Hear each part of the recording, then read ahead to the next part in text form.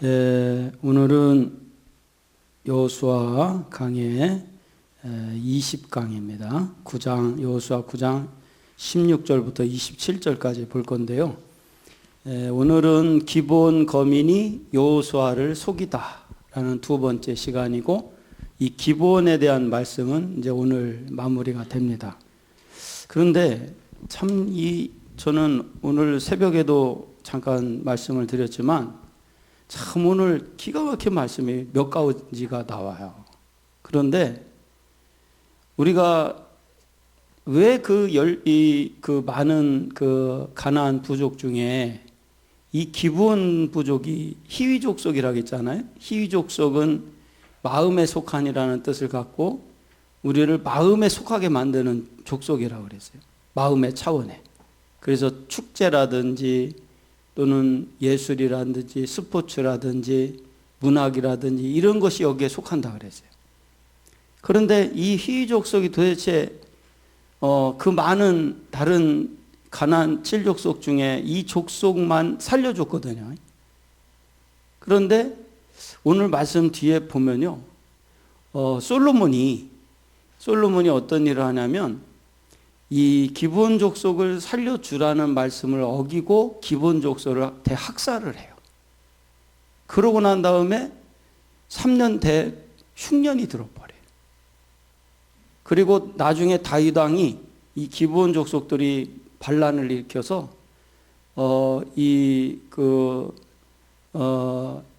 어떤 일이 벌어지냐면 이 사울 왕의 그 자손들을 달라고 그래요. 그래서 사울 왕의 자손들을 이제 달라고 그래서 그 자손들을 7명을 내줘서 죽게 되는 일이 벌어져요. 그러니까 단순하게 이것이 그냥 인간적인 차원에서 거짓된 이 기브온 사람들에 의해서 거짓된 행동을 통해서 조약을 맺은 그런 차원이 아니라, 오늘 말씀을 듣다 보면 왜 하나님이 기브온을 살려줬는가가 나와요. 그래서 그걸 보면서 저는 어떤 생각을 하면, 우리가 정말 열심히 살아도 우리가 죄를 짓고 살던 어떤 형태를 갖고 살던 그 모든 것을 주관하시는 주관자는 하나님이시구나. 그걸 저는 이렇게 말씀을 통해서 좀 배우게 됐어요. 그러니까 하여간 오늘 말씀은 여러분들 좀 나가시다 보면은 정말 참 신기한 이치가 있구나. 그러면 이것은 뭐냐면, 우리가 좋은 일이 있던 어려운 일이 있던 우리는 표면적인 것만 갖고 이야기를 하지만 사실은 그 속에 다 누가 계셔? 하나님이 다 역사하시더라는 거예요. 참 신기한 하나님이 계셔요. 그래서 그 하고 많은 민족 중에 이 기브온 거민들이 왜 이렇게 이스라엘을 속였고 그들을 여호수아가 살려준 줄 알았는데 뒤에 보니까 하나님이 살려줬어요. 그리고 왜 하나님이 그들을 살려줄 수밖에 없나? 그게 역사적인 어떤 사건이 있었어요. 그 사건으로 인해서 하나님은요, 모든 것을 다 치유하시는 걸 내가 오늘 봤어요. 자, 그러면 나가면서 한번 볼게요. 어떤 말씀인가? 16절에서 17절. 그들과 언약을 맺은 후 3일이 지나서야 그들은 근린에 있어 자기들 중에 거주하는 자라 함을 들으니라. 이스라엘 자손이 진행하여 제3일에 그들의 여러 성읍에 이르렀으니 그 성읍은 기브온과 그비라와 부에롯과 기럇 여아림이라. 이 일은 서약으로 인준되었다. 그들은 기브온 사람들에게 가나안의 어떤 신이 아니라 오직 이스라엘의 하나님의 이름으로 맹세했습니다. 이 모든 일 때문에 방해되는 일은 하나도 나타나지 않았지만 이를 처리하는 데 경솔했었다. 그들은 이들의 음식물 때문에 사람들을 받아들였다. 즉 그 음식물들이 실제로 마르고 곰팡이가 났다는 것으로 만족했다. 그러나 이것이 그들의 집에서 출발할 때 새 것을 가지고 나왔다는 증명은 못 된다는 것을 생각하지 않았다. 단지 그들의 감각만을 사용하고 이성을 사용하지 않았다. 그들은 아마도 그 빵의 모양과 맛을 보고 그것이 오래된 것일 뿐 아니라 처음엔 굉장히 훌륭하고 좋은 것이었다는 사실도 알았을지 모른다. 그러나 그들은 음식물만 보고 그들을 받아들였던 것이다. 예, 우리가 지난주에 말씀을 나눴듯이 이스라엘 사람들이 좀 이렇게 지도자들이 경솔했다. 경솔하게 이 일을 처리했다. 그렇게만 봤는데, 그런데 그래서 이제 결과적으로 기브온 족속, 히브리 족속을 받아들이게 됐단 말이에요. 그런데 그것이 경솔함으로 인해 받아들인 그 실수였는데도 불구하고 오늘 말씀에 보면요, 그게 실수가 아니에요. 하나님의 다 섭리였던 거예요. 할렐루야. 그러니까 우리가 무슨 일을 잘해도, 어떻게 실수해서 잘못해도 다 그게 하나님이 신기하게 그 모든 것을 섭리로 끌어가셔. 그래서 나는요, 말씀을 준비하면서 오늘 새벽기도 끝나고 우리 사모랑 둘이서 아침을 먹으면서 그랬어요. 참, 우리는 진짜 하나님의 손에서 벗어나지 못하는구나. 하나님의 그 은혜의 손에서, 하나님의 그 축복의 손에서 우리는 늘 거하게 되는구나. 할렐루야. 자, 그러면 도대체 이 기브온이 이렇게 이 이스라엘과 연을 맺게 된 이유가 왜 그렇게 되는가? 그리고 이제 뒤에 나오겠지만요, 이들이 이제 그 저주를 내려요. 여호수아가 저주를 내는데 어떤 저주를 내냐면 종이 되라. 그리고 저주를 내려가지고 그 저주가 뭐냐면, 알고 보니까 저주가 저주도 아니야. 축복이야. 그 저주가 뭐냐면, 이 제사장이 있고 성막에는 제사장이 있고 내인이 있단 말이에요. 그 내인들의 밑에 들어가서 나무 하는 일과 물을 떠서 제사를 드리는데 쓸 수 있도록 나무와 물을 제공하는 그런 일을 하게 해요. 그래서 기브온 족속을 레위 지파들이 다 전국으로 뿔뿔이 흩어질 때 이들도 다 분배를 해서 뿔뿔이 흩어져. 근데 문헌에 뭐라고 나오냐면 이렇게 나와요. 기브온 족속은 종은 종인데 개인의 종이 아니라는 거예요. 그 민족의 종이 되게 해서 하나님을 섬기는 백성으로 축복을 줘요. 자, 근데 이게 왜 그랬는가? 그게 오늘 이제 그 이유가 나와요. 예. 그리고 그들이 어떤 자격 있는 사람으로 추측하게 되었고 그 나라와의 우호를 거부하지 않았다. 그들은 여호와께 묻지 않았다. 그들에게는 우림과 둠밈이 있었고 어려운 경우에 여기에 물어볼 수도 있었을 것이다. 그랬다면 그들에게 거짓말을 못했을 것이고 그들이 잘못을 저지르지도 않았을 것이다. 그러나 그들은 자기들의 경영을 너무 믿은 나머지 그 문제를 신탁으로 물어볼 필요가 없다고 생각했었다. 물론 이 일에 있어서는 여호수아도 비난을 받을 수밖에 없다. 어떤 일이든 간에 우리도 멈추어 서서 우리와 함께 하시는 하나님과 만나 기도와 말씀으로 의논하지 않는다면 만사를 제대로 하지 못하고 서두르게 된다. 하나님께 묻지 않기 때문에 이 일이 잘못되고 그래서 후회하게 될 것이다. 우리가 우리의 인생의 모든 길에서 그를 인정한다면 우리는 보다 안전하게 성공적인 길을 가게 될 것이다. 이 거짓은 화친이 이루어지자 곧 발각되었습니다. 3일이 못되어 그들은 이 사절들이 협의한 도시들이 아주 가까이 있으며 길갈 진영에서 하룻밤 행군거리 내에 있음을 발견하고 너무나 놀랐다. 아마 척후병들이나 아니면 진격하다가 그 마을들을 알게 된 부대이거나 아니면 적 진영에서 넘어온 도망병들이 이 사건에 대한 진실을 알려주었을 것이다.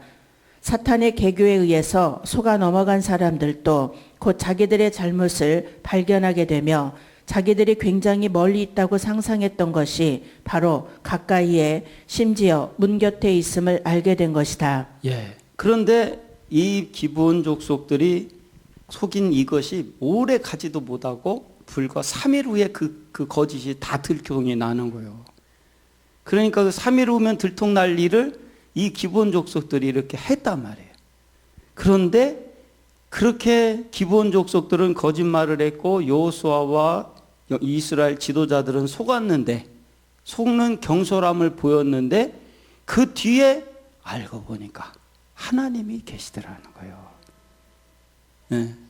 그러니까 그 하나님이 어떻게 그렇게 역사하시는가 한번 보겠습니다. 네. 16절 3일이 지나서야 들으니라. 이스라엘 백성들이 그들 사신들의 신분을 알게 된 때는 기브온 사람들과 언약을 맺은 후 3일이 지나서였다. 3일 뒤 알게 된 이유는 기브온 거민들이 거주하고 있는 곳이 이스라엘 백성들이 진을 치고 있는 곳이 이스라엘 백성들이 진을 치고 있는 곳 길갈에서 걸어서 3일이면 갈 수 있는 거리였기 때문이다. 다시 말해 고대 국가 간의 관습상 화친 조약을 맺은 국가는 상호 상대방의 국가를 방문하는 것이 당연한 일이었으므로 3일 뒤에 그들을 방문한 결과 사신들의 신분을 알게 되었고, 이 진실을 알게 되었을 때 이스라엘 백성들은 속았다는 분노심과 수치심으로 마음이 착잡했을 것이다. 그런데 여기서 우리는 한 가지 큰 교훈을 발견할 수 있다. 즉 히위 족속인 기브온 거민들이 이스라엘을 속이기 훨씬 이전 이미 이스라엘 12지파의 조상인 야곱의 12아들들이 히위 족속을 먼저 속였다는 사실이 그것이다. 곧 여동생 디나가 당한 수욕을 보복하기 위해 야곱의 아들들이 짐짓 할례를 이용하여 그들을 속인 후 무참히 살육했던 일이 있었다. 예.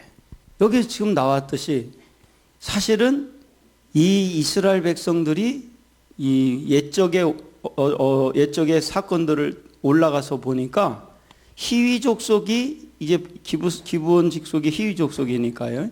이 히위 족속이 이미 이스라엘을 속이기 전에 역사적으로 먼저 이스라엘이 속였다는 거예요. 그게 뭐냐면 디나 사건이에요. 디나 사건.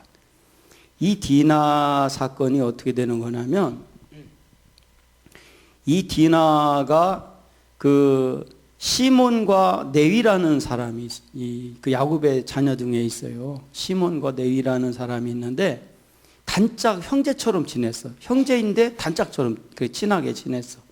그런데 어느 날 그 가족이 세겜성에 거할 때 여동생인 디나가 세겜의 여자들과 교제하기 위해 방문하다가 히위 족속이 마침 거기 세겜에 왔는데 그 중에 추장인 히위 족속의 추장인 세겜이 디나를 보고 반했어.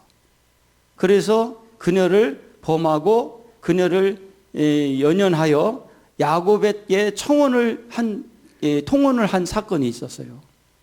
그런데 이거를 빌미로 해서 어떤 일을 하냐면, 이 야곱의 두 아들이 시몬과 네위가 할례를 할 경우에 그러면 우리가 이 통혼을 허락하겠다라는 조건을 해서 이제 어떻게 되냐면, 할례를 했을 때 이 할례를 한 지 3일 만에, 이때도 똑같이 3일이야. 어쩌면 날짜까지 똑같은지 몰라. 3일 됐을 때 남자들이 할례를 하면요, 가장 통증을 많이 느낄 때가 3일 됐을 때라는 거예요. 그때 이들이 레위와 시몬과 네위가 이 모든 남자들을 칼로 다 죽여버렸어. 그리고 디나를 데려와 버렸어.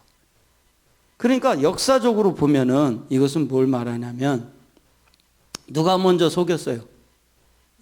이스라엘이 먼저 속인 거예요. 그래서 저는 이 뒤에 보면 나오겠지만, 이게 왜 그 많은 족속을 다 놔두고 이 히위 족속이 이스라엘을 속였고 하나님은 속이게끔 해가지고 그들이 생명을 유지하게 했는가? 그것은 다 그 값을, 이스라엘의 죄값을 뭐 하도록 한 거예요? 갚도록 했다는 거예요. 참 신기하죠? 우리 둘이서 밥을 먹으면 했어요. 우리 사모랑. 야, 쟤 짓고는 못 살겠다 이거. 응? 진짜 우리가 뭘 잘못하면 반드시 죄값을 치러야 돼. 그런데 세상은 죄값을 치르는 거지만 우리가 여기서 은혜로운 게 뭐냐면, 하나님은 서로 잘못되는 죄값을 치르는 거예요. 잘되게 하라는 거예요. 희위 족속도 잘되고 이스라엘도 잘되게 하는 거예요. 그러고 난 다음에 하나님이 이 레위 지파를 성막을 돕는 성막 일을 하는 제사장의 직분으로 레위 지파를 세웠는데 해필이면 이 희위 족속을 그 레위 족속 밑으로 들어가게 해서 할렐루야. 참 이것도 하나님의 섭리라는 거예요. 예. 이제 그 디나 사건이 있은 지 근 500년 후에 역으로 이스라엘이 희위 족속에게 속임을 당한 것이다. 곧 뿌린 씨를 거둔 것이다. 그러므로 어쩌면 하나님의 경륜상 희위 족속인 기본 거민이 진멸 중에서도 살아남은 것은 이스라엘이 저지른 그 디나 사건에 대한 배상인지도 모른다. 예, 그러니까요. 참 기가 막히잖아요. 그러니까 우리는 인간은 악순환을 계속 만들어 가지만 하나님은 그거를 우리의 죄를 오히려 축복으로 바꿔주시더라 이거예요. 우리가요. 참 그리고 난 다음에 이제 요번에 오늘은 나오지 않지만 이제 다음 주에 이 기브온에서 전쟁이 일어나요. 기브온에서 전쟁이 일어나는데 그 기브온이 이제 투항을 했다. 이 소식을 듣고 주변에 있는 연합군들이 착 모여서 예루살렘으로 비롯해서 주변에 있는 연합군들이 형성을 해가지고 이 기브온을 치러 가요. 그 소식을 듣고 여호수아가 군대를 이끌고 그 기브온을 지켜주면서 그 연합군과 전쟁을 치르는데 거기에서 어떤 전쟁이 펼쳐지냐면 기브온에 있는 아얄론 골짜기에서 태양이 멈춰라 라는 그런 역사가 일어나. 이따 제가 영상을 보여드리면서 다 설명을 해드릴게요. 그러면서 대승을 거둬요. 만약에 기브온 족속을 하나님 말씀대로 뜻대로 어겨서 그들을 받아들였다면 하나님이 승리하게 하겠냐는 거예요. 그 기브온 족속을 살려주고 받아들였는데도 하나님은 오히려 연합군을 격파시킴으로 인해서 이스라엘 가나안 전쟁에서 가장 큰 대승을 거둡니다. 가장 큰 대승을 거둬요. 그러면서 하나님이 이 여호수아의 그 선택을 지지하는 그 얘기가 나오는 거예요. 자, 일단 하여간 나가면서 볼게요. 예. 17절 기브온 예루살렘 서북쪽 9.6km 지점에 위치하고 있는 해발 720m가량의 가나안 중부 주요 성읍이다. 기브온이란 이름은 본장에서 처음으로 언급되고 있는데 후일 가나안 땅을 12지파에게 분할할 때에 기브온은 베냐민 지파에게 분배되었다. 그리고 사무엘 하 21장에는 사울이 많은 기브온 족속을 죽인 사실이 나타나 있는데 그래서 훗날 다윗 왕 때에 기브온 사람들은 사울의 집에 보복을 가할 것을 요구했고 다윗은 그들에게 돈을 주며 무마하려고 했다. 기브온에서 발생한 일 중 또 다른 큰 일은 솔로몬이 기브온 산당에서 거대한 번제를 하나님께 드린 일이다. 야, 참 저는 또 이거 희한한 걸 또 봤어요. 이제 이 기브온이 또 어떤 곳이냐 했더니 솔로몬이 1000번제를 드리잖아요. 그죠? 바로 그곳이 바로 이 기브온이에요. 자, 지금 좀 이따 이제 그 1000번제를 드렸던 기브온에 드렸던 산당을 제가 다 또 자료를 찾아놨어요. 보여드릴 거예요. 하고 많은데 놔두고 어쩌면 그곳에서 제사를 드렸겠냐 이거예요. 그죠? 저는 제가 추측하건대 전 그 생각이 들더라고. 왜 솔로몬이 이스라엘의 많은 땅 중에 기브온에서 제사를 드렸을까? 그것도 바로 기브온의 그 산당을 거기 이 기브온이 있던 그 거기에 성에 산당을 짓고 했을까? 했을 때 우리가 죄가 있는 그곳에, 그죠? 우리의 죄가 있는 곳에 예배가 있어야 되는구나. 응? 그러니까 하나님은요, 기가 막힌 거예요. 여기 솔로몬이 여기에서 또 이 1000번제들을 드렸던 장소고. 또 계속 봅시다. 예. 솔로몬이 그날 밤 기브온에서 잠자고 있을 때 하나님께서 꿈에 나타나 솔로몬을 향하여 무엇이든지 원하는 것을 주리라 하셨고 그때 솔로몬 왕은 지혜를 구했다. 바로 여기에서 또 지혜를 구한 것이에요. 지혜를 구했고 지혜를 얻었다는 거예요. 그러니까 이 기브온이 여러분 생각해 보세요.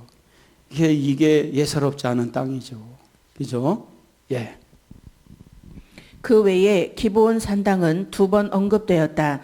그때로부터 약 500년 후에 기브온 사람 물랴다와 다른 기브온 사람 몇 명은 느헤미야를 도와 예루살렘 성을 재건하기도 했다. 야, 그리고 또 이 기브온 사람들이 훌륭했던 게 뭐냐면 바벨론 포로 후에 바벨론 포로 후에 이스라엘이 예루살렘 성을 재건할 때 이들이 적극적으로 도왔다는 거예요. 그게 참 기본이 어쩌면 그래서 축복을 받은 거예요. 참 축복을 받았어요. 예. 급이라 히위 족속 중에 한 성읍으로 나중에 베냐민 지파의 영토가 되었다. 또한 후일 포로로 잡혀갔다가 수룹바벨과 더불어 돌아온 이스라엘 백성들 가운데 급이라 거민들도 섞여 있었다. 한편 오늘날 이곳의 위치는 예루살렘에서 지파로 가는 도중에 있는 키얏 엘 이납이라는 북쪽 3.2km 지점에 위치한 길 베델 케피레로 추정되는데 이곳은 기브온에서부터 서쪽으로 약 3시간가량 떨어진 거리이다. 부에롯, 이 성읍 역시 나중에 베냐민 지파 중에 속하였고 바벨론 포로에서 돌아온 이후 다시 사람들이 거주하였다. 사무엘하 4장에는 베냐민 족속의 부에롯 사람 림몬의 2 아들인 바하나와 레갑의 이야기가 기록되어 있다. 그리고 이스라엘의 정예 부대인 다윗의 30용사 가운데 하나가 부에롯 출신인데 그는 요압의 병기 잡은 자였던 나하레였다. 한편 오늘날 이곳은 예루살렘 북방 약 13km 지점에 위치하고 있는 엘비레 지역으로 추정된다. 그러니까 여기 지금 그라비 부에롯 또는 여기 이제 기렛 여하림 이게 다 뭐를 말하냐면 기브온 성에 속한 성들이에요. 이제 그 지도 그 준비해놔요. 바로 띄울 수 있도록. 자, 첫 번째 그림. 예. 기럇 여아림, 기브온 족속의 성읍들 가운데 하나로 바알라 또는 기럇 바알이란 이름으로도 불리운다. 후에 이 성읍은 유다 지파와 베냐민 지파 사이의 경계선에 위치하였다. 그리고 역사상 블레셋 사람들이 언약궤를 베세메스로 돌려보낸 후 다윗 왕이 예루살렘으로 가져갈 때까지 그 언약궤는 기럇 여아림에 근 20년 동안이나 체류한 적이 있었다. 한편 수풀의 마을이라는 뜻의 기럇 여아림의 오늘날의 위치는 기브아로부터 약 6.5km 떨어진 쿠렛 엘 에나브 포도의 마을이라는 뜻으로 추정된다. 자, 그 첫 번째 그 이제 지도 그 한번 띄워보세요. 첫 번째 그림 띄웠어요? 네. 띄웠어요? 네, 나왔죠. 거기 보면은 맨 오른쪽 요단강이 있죠? 오른쪽 요단강 보이나요? 안 보여요? 그림으로 되어 있는 거. 이렇게 요단강 돼 있죠? 오른쪽 안 보여요? 에브라임 맨 왼쪽 위에는 에브라임 지파라고 써 있고. 그래?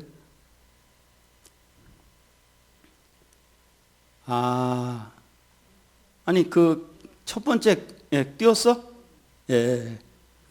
자, 여기 보면은 오른쪽에는 요단강이 있죠. 그다음에 그 바로 왼쪽에 여리고가 있죠.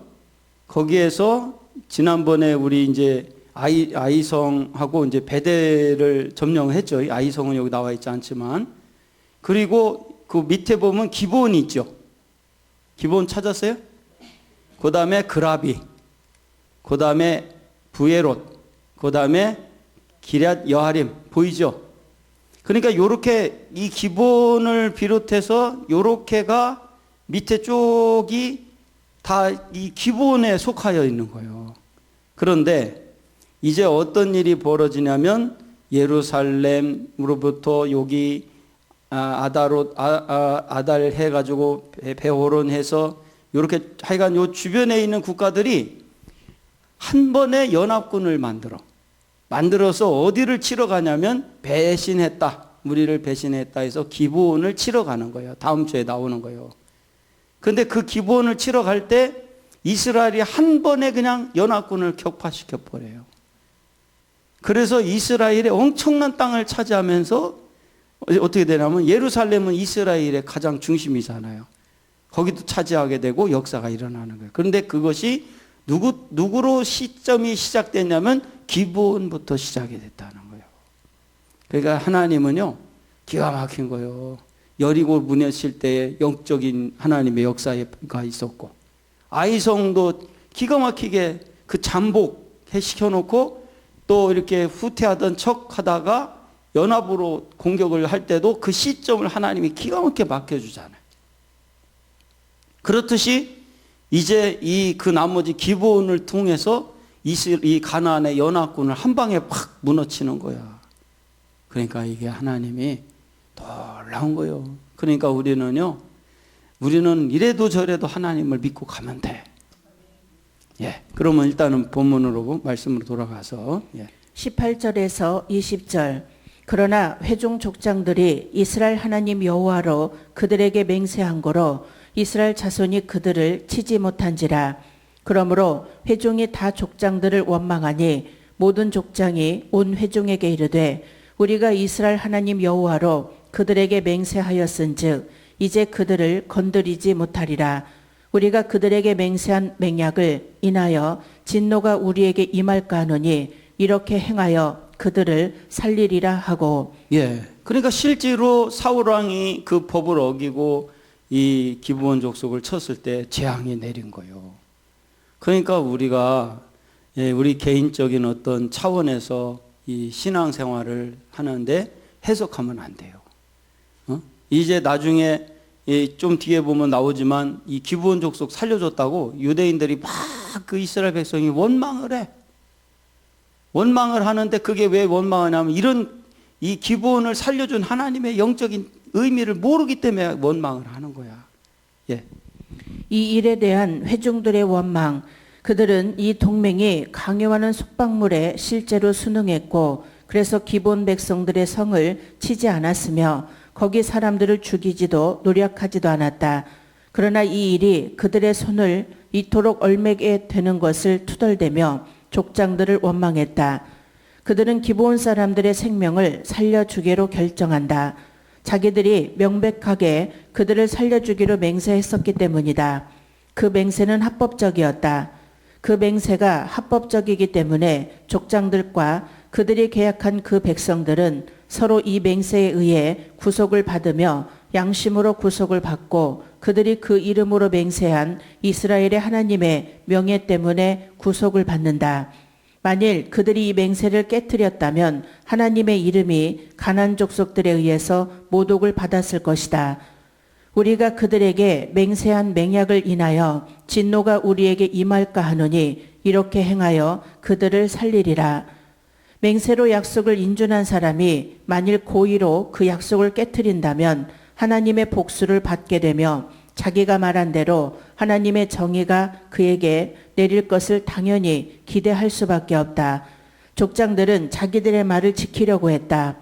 백성들이 이 일에 대해서 불만스러워했고 따라서 이들의 불만이 반란으로 나타날 수도 있었으나 족장들은 기브온 족속들에 대한 약속을 파기하지 않으려고 했다. 그들이 이 약속을 이행하기 위해 기브온 족속들을 보호하는 책임을 맡았을 때 하나님께서는 이들에게 이때까지 전쟁에서 가져본 일이 없는 가장 영광스러운 승리를 그들에게 주셨고 오랜 세월이 지난 후에 사울왕이 기브온 족속들에게 이 약속을 파기하는 악행을 저질렀을 때 혹독하게 복수하셨다. 이 일에서 우리는 약속을 실행하고 또 계약을 성공시키는 일에 얼마나 경건해야 하며 일단 말한 것이면 어떠한 양심으로 지켜야 하는가를 우리 자신에게 깨닫게 해야 할 것이다. 이렇게도 많은 거짓말과 속임수에 의해서 이루어진 계약도 파기할 수 없었다면 할 수 있는 모든 정직과 공정함으로 맺어진 계약에 대한 책임은 더더욱 피할 수 없는 것이다. 그러니까 어떤 상황에서든 계약이 맺어지면 반드시 지켜야 된다는 거예요. 그 하나님의 이름을 걸어서 한 것은 18절 여호와로 맹세한 고로 그들을 치지 못한지라. 본문에는 이스라엘의 족장들이 비록 거짓에 속아 기본 거민들과 화친 조약을 맺었을지라도 그들을 진멸시키지 못하는 이유가 제시되어 있다. 즉 그 이유는 이스라엘이 여호와의 이름으로 맹세하고 화친 조약을 맺었기 때문이다. 혹자는 이 화친 조약이 거짓에 속아 맺어진 것이므로 이 거짓이 발견된 후에는 그 조약을 파기시킬 수도 있지 않느냐고 반문한다. 즉 다시 말해 그러한 조약에 이스라엘이 제약을 받을 필요가 있느냐고 질문하면서 이럴 경우에는 맹세한 조약을 파기시켜도 좋다고 강조하기도 한다. 그러나 중요한 것은 이 계약이 단순히 이스라엘과 기브온 족속과의 계약이 아니라 하나님 여호와의 이름으로 된 계약이므로 만일 어떠한 이유로서든 이 계약이 파기된다면 이스라엘의 하나님 여호와의 이름이 이방인들 중에서 멸시를 당할 뿐 아니라 여호와의 신실하신 속성이 의심을 받게 된다는 점이다. 따라서 이 계약을 파기해서는 안 되었는데 이 점에서 이스라엘 족장들의 행동은 옳았던 것이다. 그러니까 뭐냐면은 이제 바로 뒤에 나오는데 이 기브온 족속들이 그래요. 여호수아가 물어요. 왜 니들 우리를 속였냐? 그랬더니 이 기브온 족속이 뭐라고 하냐면 그렇게 대답을 해요. 사실은 우리가 당신들의 에발산에서 세겜에는 에발산에서 그 공언하는 거, 선언하는 걸 들었다. 거기 보니까 가나안 7족속은 다 진멸하라고 하는 얘기를 들었다. 그런데 우리가 그걸 듣고 난 다음에 우리가 오직 살 길은 이렇게 속여서라도 계약을 맺는 일밖에 없다라는 것을 생각하게 됐다. 그 얘기를 해요. 그런데 저는 그 부분을 다루면서 어떤 생각을 했냐면 누가 그 말씀을 듣게 했을 것 같아요. 하나님이 듣게 하신 거예요. 할렐루야. 참 신기한 게 하나님께서 다른 민족들은 다 못 듣는데 왜 히위 족속만 이 기브온 족속만 듣게 하냐고 그 소리를. 그래서 이들이 여호수아에 그 얘기를 해요. 그러니까 여호수아가 그 얘기를 듣고 노하고 막 진노하고 그러질 않아요. 그리고 여호수아가 이 기브온 족속들을 신문할 때 문헌에 뭐라고 나오냐면 막 책망하고 막 정죄하고 그러는 것이 아니라 그들에게 진짜로 왜 그랬냐를 듣고 싶은 마음으로 이렇게 질문을 한다는 그런 문헌의 표현을 써요. 여호수아도 알았던 거예요. 뭔가를 느끼고 있었던 거예요. 할렐루야. 따라서 이러한 처사에 대하여 아더핑크는 속았지만 명예로운 처신이었다고 논평했다. 그리고 후일 시편 기자는 주의 성전에 거할 자의 특성 중 하나로 그 마음에 서운한 것은 해로울지라도 변치 아니하며 라고 기록했다. 회중이 다 족장들을 원망하니 원망하다에 해당하는 히브리어 루는 계속 불평하다, 심히 아까워하다를 뜻하는 말로 백성들이 지도자들의 세심하지 못한 처사를 매우 비난했음을 알 수 있다. 19절 그들을 건드리지 못하리라. 기브온 족속들을 진멸하지 못하리라 라는 뜻으로 21절에서는 살리리라 라고 하여 보다 그 뜻이 분명히 나타나 있다. 20절 진노가 우리에게 임할까 하노니 이스라엘 족장들은 아이성 전투에서 당한 참패가 그들의 죄로 말미암아 하나님의 진노를 당한 것임을 너무나 뼈저리게 알고 있었기 때문에 두 번 다시 죄를 지음으로 하나님의 진노를 당하고 싶은 마음이 없었을 것이다. 그런데 약 400년 후 사울왕은 이 언약을 무시하고 기브온 사람들을 학살함으로써 하나님의 진노를 받아 다윗 시대에 3년 동안이나 기근이 임하게 되었다. 결국 이 하나님의 진노는 사울에게서 출생한 그의 후손 7이 기브온 사람들의 손에 처형당함으로써 그치게 되었다. 이것은 결국 비록 속아서 맺은 조약이지만 이스라엘 공동체가 일단 여호와의 이름으로 행한 맹세는 신실히 지켜져야 된다는 사실을 보여준다. 말씀은 하나님의 이 조약이라는 것은 하나님의 말씀을 말하는 거예요. 말씀은 편치 않아. 그런데 우리 이 조약을 맺는 우리 인간은 부족해. 항상 실수도 할 수 있고 잘못도 할 수 있어. 그래도 우리가 서로 말씀을 중심으로 그 조약을 깨지 말라는 거예요. 그러면요 절대 이 사울왕과 같은 저주가 임하지 않습니다. 예. 21절 무리에게 이르되 그들을 살리라 하니 족장들이 그들에게 이른 대로 그들이 온 회중을 위하여 나무 패며 물 깃는 자가 되었더라. 이스라엘인들이 그들의 생명은 살려주었지만 그들의 자유는 박탈했으며 그들에게 회중을 위하여 나무를 베며 물 깃는 자가 되게 하는 형벌을 내렸다. 이러한 제안으로 해서 불만에 찼던 회중들은 진정되었다. 그 이유는 다음과 같다. 첫째, 기브온 족속들을 살렸다고 분노하던 자들이 일반적인 견해를 통해서 볼 때 이들이 죽음보다 더한 영원한 노예 신분의 정죄를 받는 것을 보고 만족했을지도 모른다. 두 번째, 이들이 약탈당하지 않은 것을 분노하던 자들이 이들이 회중을 섬기게 되자 이 일이 자기들이 최선을 다해 해낼 수 있는 것보다 더 많은 공공의 유익이 됨을 보았을 때 만족했을 것이다. 간단하게 말해서 이스라엘 족속들은 기브온 사람들과의 이 화친을 통해서 명예나 유익에 있어서 조금도 손실을 보지 않았다. 21절 나무 패며 물 깃는 자가 되었더라. 기브온 사람들은 비록 거짓으로 조약을 맺긴 했지만 어쨌든 이 조약 때문에 그들의 생명은 구원을 받을 수 있었다. 그러나 그 거짓 행각으로 인해 그들의 자유는 박탈당하고 종으로 전락하고 말았다. 즉 기브온 거민들은 이스라엘 온 회중을 위해 나무를 패며 물 깃는 자가 되었는데 그들이 맡은 나무를 패며 물을 깃는 일이란 성막에서 제사할 때 필요한 나무를 마련하는 일, 또한 물을 길어 제사장이 정결의식을 할 수 있도록 물두멍에 물을 채우는 일 등을 말한다. 따라서 성막에서의 거의 모든 잡무는 지금껏 레위인들이 담당했으나 이제부턴 어렵고 힘든 일들은 기브온 사람들에게 맡긴 것이다. 예. 그러니까 그런데 참 신기하게도 그 자기들을 학살했던 바로 레위인의 밑으로 들어가서 그들이 이 일을 맡게 됐다는 거예요.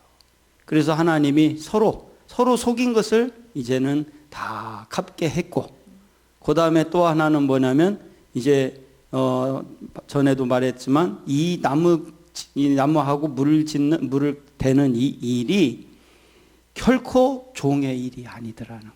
이제 뒤에 이제 바로 뒤에 나와요. 그 얘기가. 그것은 하나님의 은혜고 축복이었다. 예.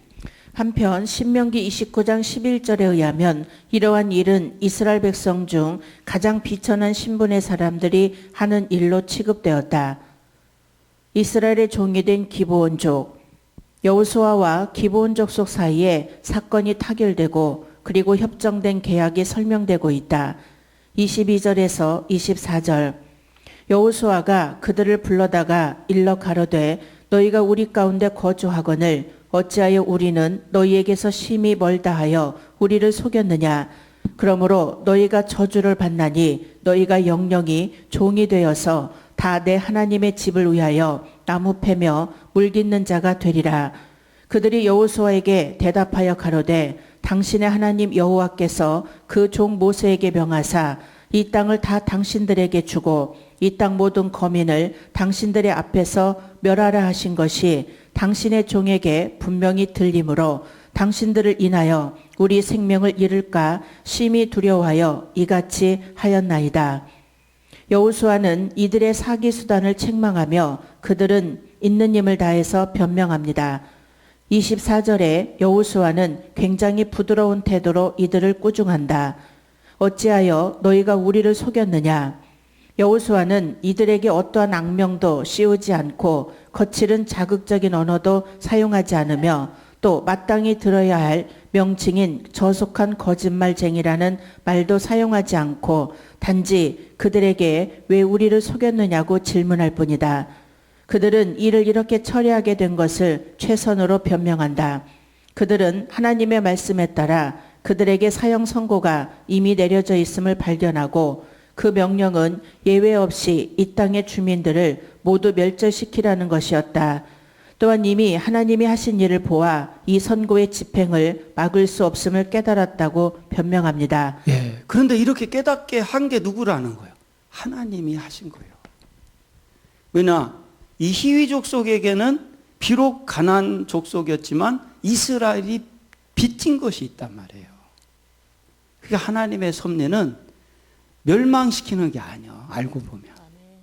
그래서 이들이 그 하나님의 이스라엘 이 가나안 땅의 모든 족속을 멸하라는 이 말을 들을 수 있도록 귀를 열어준 거예요. 그리고 그들이 선택한 거예요. 우리가 종이 되든 무엇을 요구해도 우리는 목숨만 구하면 된다. 그리고 그 지도자들이 합의를 하고 결의를 하고 그렇게 위장을 해서 거짓되게 이스라엘에 접근을 했던 거예요. 하나님이 살아계신 하나님인데 그걸 다 보고 계셨지 안 보고 계셨겠냐고. 그러니까 그들에게 은혜를 내려주신 거예요. 기브온 족속에게. 예. 그들은 하나님의 주권은 논의의 여지가 없으며 그의 정의는 급힐 수 없고 그의 능력은 거역할 수 없는 것으로 생각했기 때문에 오직 그의 자비를 이용해 보기로 결심하고 거기에 자기들을 바쳤음을 말합니다. 그들은 자기들의 거짓말을 정당화하려고 하지 않고 결과적으로 그것에 대한 잘못의 용서를 빕니다. 그리고 자기들이 이렇게 한 것은 순전히 자기들의 목숨을 건지기 위한 것이었다고 탄원합니다. 여호수아는 그들의 거짓에 대한 형벌로 그들을 정죄하고 노예의 신분으로 만들며 그들은 이 선고에 복종한다. 22절 어찌하여 우리를 속였느냐. 기브온 족속들이 이스라엘을 속인 내용은 3절에서 15절에 잘 나타나 있다. 즉 그들은 불과 걸어서 3일 만에 갈 수 있는데 살고 있으면서도 아주 먼 곳에 살고 있는 것처럼 여호수아를 속였던 것이다. 23절 하나님의 집을 위하여 되리라.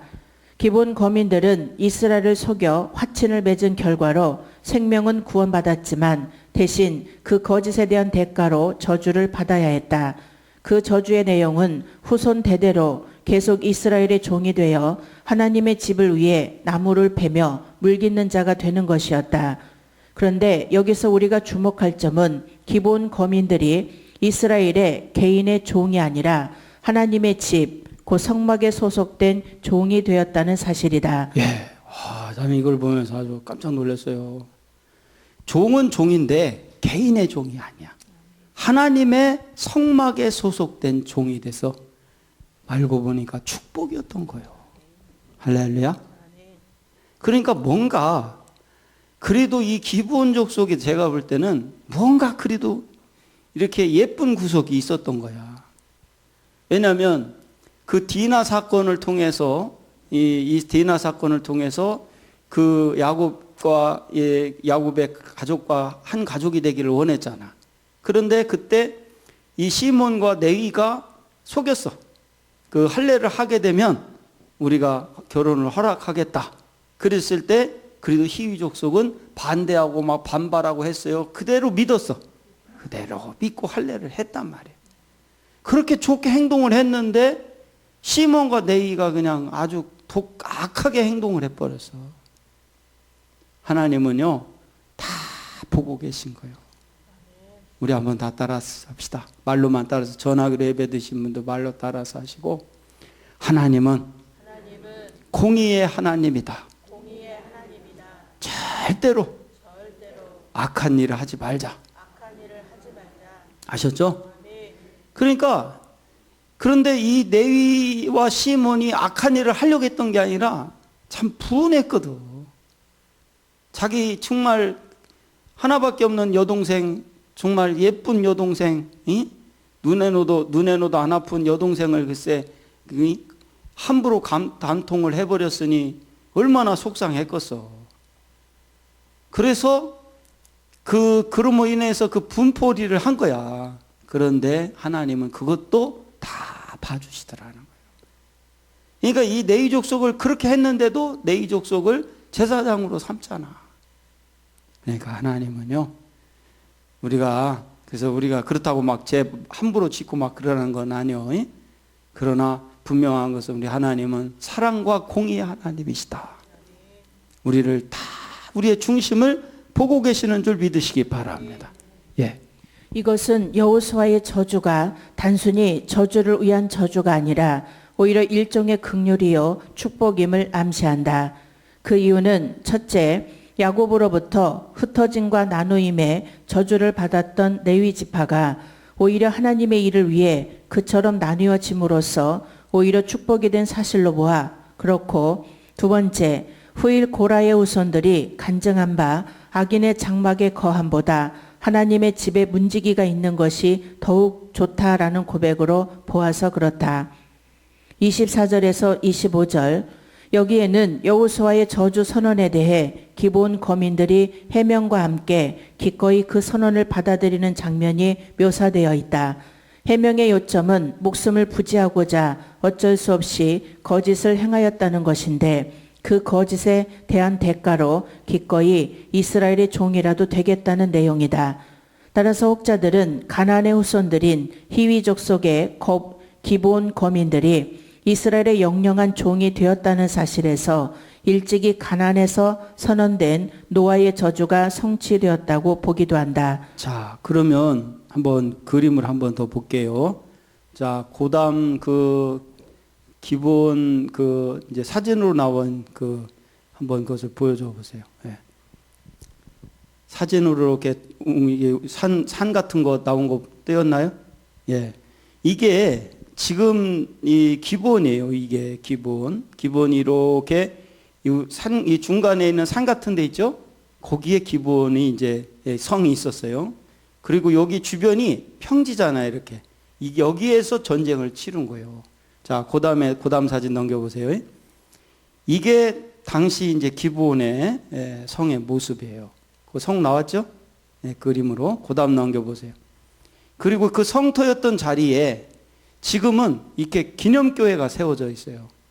여기에. 그리고 이 터가 이 솔로몬이 1,000번제를 드렸던 기본의 산당 터예요, 여기가. 이 산당은 대개 산꼭대기에 있어요. 이렇게. 자, 그 다음에 넘겨보시고. 이게 지금 또 사진 잘 나왔죠? 요 사진이 바로 요 자리가 기본 성터고, 여기가 기본의 그 성이 있는 그 자리입니다. 예. 그 다음에, 예, 여기가 또 그 사진으로 또 기념교회가 세워졌고요. 그 다음에, 자, 여기 이 그림에 나와 있는 이것이 무엇을 말하냐면 사무엘의 무덤이에요. 그 기념교회의 밑에 뭐가 있냐면 이 사무엘의 무덤이 있어요. 여기에 이렇게. 그래서 그 유대인이 이렇게 와서 하죠. 자, 이 사무엘이 왜 여기에 무덤을 만들었는가? 요거는 제가 나중에 또 이제 말씀을 드릴게요. 자, 그 다음에 이게 계속해서 그 기본 터를 보여주는 거고, 그 다음에 이것도 산당터를 보여주는 거고요. 그 다음에 여호수아가 손을 쫙 내밀고 있죠. 여호수아 손을 내밀고 있는 그림 띄워보세요. 예. 띄웠나요? 예.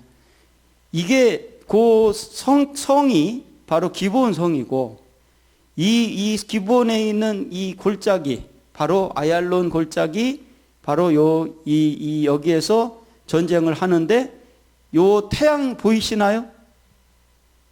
태양이 뭔지 안 보여요? 손 뻗고 있는 그 바로 밑에 보면은 성 위에 태양이 떠 있죠? 예, 이렇게 설명하니까 이제 드디어 태양을 찾았네. 이 태양을 향하여 손을 내밀고 멈춰라 했을 때 그 태양이 하루 종일 멈춰 있더라는 거예요. 요거는 제가 다음 주에 자료를 갖고 실제로 요게 멈췄어요. 그 역사 사건이. 그래서 그 아폴로를 쏘는 나사에서 인공위성을 띄울 때 지구를 역으로 이렇게 돌려서 이게 궤도를 측정하다 보니까 하루가 없어진 거예요. 하루가. 그게 성경에 두 가운데가 나와요. 그 두 가운데 다 찾아서 제가 정확하게 그 시간이 똑 떨어지게 나오는 사건이 벌어져요. 그래서 나사에서 깜짝 놀랐는데 이게 어떻게 멈췄냐? 지구가 멈춘다는 것은 있을 수 없잖아요. 그런데 그 직원 중에 한 사람이 기독교인이었어. 근데 기독교인이었는데 그 사람이 성경에 지구가 멈춘 얘기가 있었거든. 두 가운데가 나와요, 그게. 그래서 거기를 찾아보니까 실제로 성경에 나와 있고 그것을 그 연대를 측정해 보니까 정확하게 여호수아가 이 손을 들어서 기도했던 그 시기에 태양이 딱 멈춘 사건이 이 미국에서 그걸 찾아냈어요. 이건 실제로 있었던 일이에요. 그래서 요건 다음 주에 이제 아꼈다가 얘기를 할게요. 그 다음에 요것도 이제 태양이 멈추는 그 그림이 나온 거죠. 그 다음에 이게 바로 솔로몬이 1000번제를 드렸던 기브온의 산당이에요. 참 이것도 참 희한하잖아요. 아까 얘기했듯이 어쩌면 그 많은 데 놔두고 기브온에 와서 그랬겠냐 이거예요. 그것은 죄 있는 곳에, 우리의 죄가 있는 곳에 하나님을 향한 예배가 있어야 된다는 거예요. 예. 자, 그러면 이제 본문으로 다시 돌아가서 25절에서 27절 보소서 이제 우리가 당신의 손에 있으니 당신의 의향에 좋고 옳은 대로 우리에게 행하소서 한지라. 여호수아가 곧 그대로 그들에게 행하여 그들을 이스라엘 자손의 손에서 건져서 죽이지 못하게 하니라.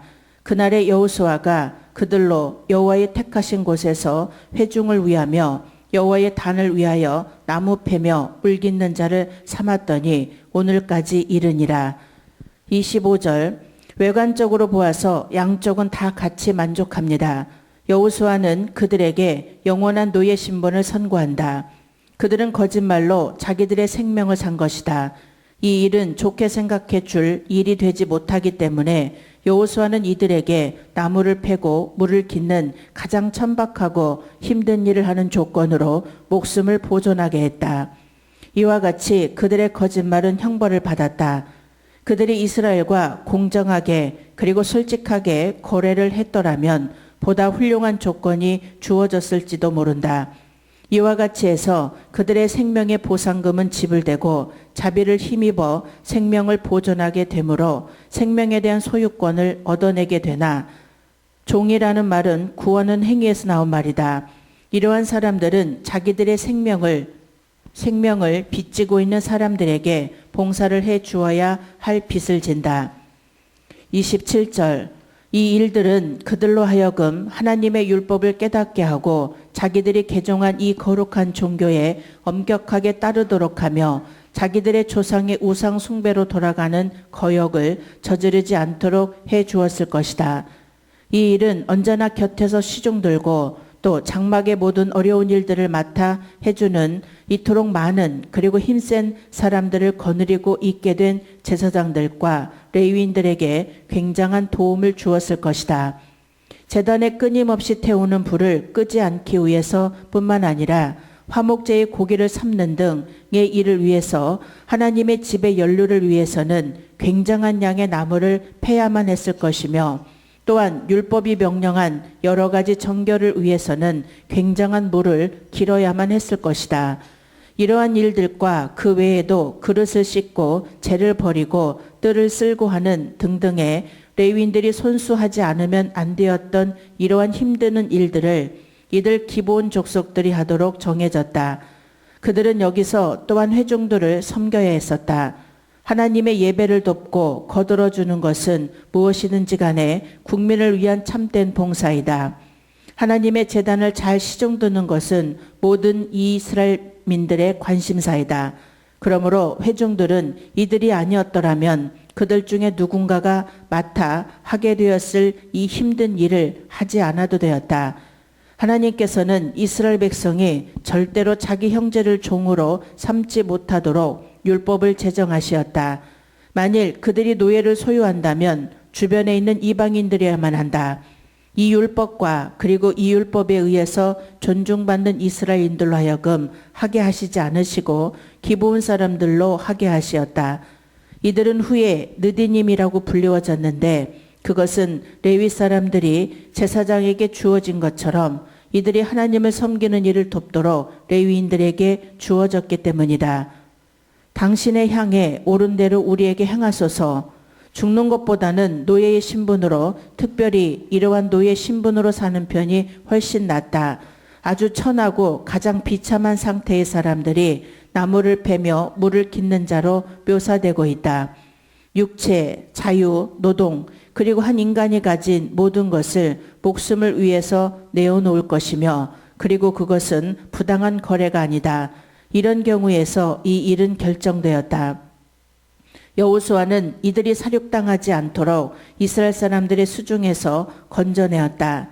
만일 여호수아가 자기 권위를 가지고 개입하지 않았더라면 칼로 이들을 죽이려고 하는 자들이 있었던 것 같이 보인다. 그러나 지혜로운 장군은 언제 칼을 뽑아야 하며 언제 칼을 집에 꽂아야 하는지를 잘 안다. 그는 다시 이들을 노예가 되도록 이스라엘인들의 수중으로 넘겼다. 그들은 자기들의 성읍을 소유하지 못했다. 우리가 뒤에 알게 되겠지만 이 성읍들 중 셋은 베냐민 지파의 분깃이 되고 하나는 유다 지파의 것이 되었다.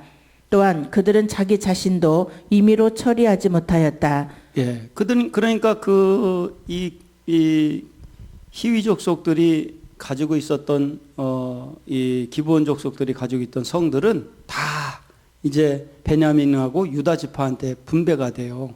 그리고 이들은 각 이제 네이 지파를 따라서 각 성으로 분배돼서 거기서 성막일을 하는 직책을 갖게 되는 거예요. 그러면서 이들이 이 성막일을 하다 보니까 당연지기로 우상을 섬길 수가 없게 되는 거예요. 그러니까 하나님의 다 은혜요 섭리였던 거예요, 이게. 예. 패트릭 감독의 생각에 따른다면 그들은 제사장과 레위인들이 있는 성읍들로 분산되었고 또한 제단을 섬기는 과정에 따라서 편리한 대로 배치되어졌을지도 모른다. 이와 같이 해서 이스라엘의 노예는 하나님의 자유인이 되었다. 아무리 천한 자리에서라도 그를 섬기는 일이 곧 자유이며 그가 하는 일이 곧 그 일에 대한 품삯이다. 그들은 일찍 복종함으로 이것을 얻었다. 그러면 이 기브온 족속들이 뭐 노예로만 살았냐는 거예요. 그게 아니에요. 그 하나의 직분을 얻게 됐고, 그리고 그들은 그 하나님의 일을 레위인들을 돕는 일을 하면서 다 먹고 살 길이 열리는 거예요. 그러니까 하나님이 종이라고 말을 하지만 하나님의 일을 하는 사람은 종이 아니라는 거예요. 자유해졌다는 거 오히려. 그러니까 이 기브온 족속이 알고 보니까 저주가 아니라 축복이었다. 예. 하나님을 섬기는 일에서는 아무리 천한 위치라도 우리 일생을 하나님의 집에서 살 수 있도록 해줄 것이기 때문이다. 26절 그들을 죽이지 못하게 하니라. 기브온 거민들과 맺은 조약의 핵심은 그들을 살리리라 라는 것이었으므로 여호수아는 거듭 그들을 해치지 말 것을 강조하고 있다. 왜냐하면 가나안 족속인 기브온 거민에게 속아 화친을 맺은 것에 대하여 불만을 갖고 있는 군인들이 행여 과잉 열심으로 화친 조약을 무시하고 그들까지 진멸할까 우려했기 때문이다. 27절 여호와의 택하신 곳 직역하면 그가 택하실 곳 이것은 곧 신명기에 언급된 바 미래의 유일 중앙 성소의 개념을 내포하고 있는 말이다. 여호와의 단을 위하여 삼았더니 여호수아가 기브온 거민들을 성막의 종으로 삼은 데는 나름대로의 이유가 있었을 것이다. 즉 가나안 족속들을 진멸하라는 하나님의 명령 목적은 가나안 족속의 죄악, 특히 우상 숭배의 죄악이 이스라엘에게 침투되는 것을 철저히 차단시키는 것이었다. 따라서 여호수아는 맹약 때문에 진멸시킬 수는 없었던 가나안 족속인 기브온 거민들을 성막에서 봉사케 함으로써 하나님의 뜻을 이루려고 노력했던 것 같다. 아멘.